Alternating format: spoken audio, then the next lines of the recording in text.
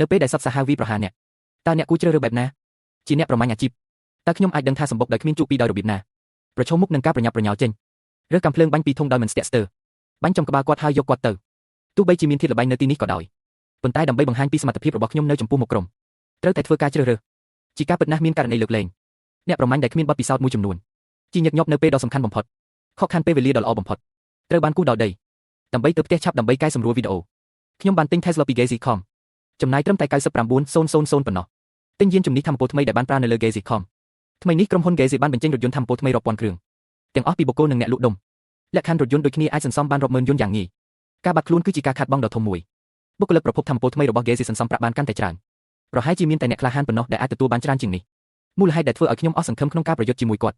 ដោយសារតែការដាំដុះបងប្រុសទី2បានទៅលេងជាញឹកញាប់អាហារពេលព្រឹកខូចយ៉ាងធ្ងន់ធ្ងរមានតែពេលនោះទេដែលយើងប្រមូលក្រុមវរជនរបស់យើង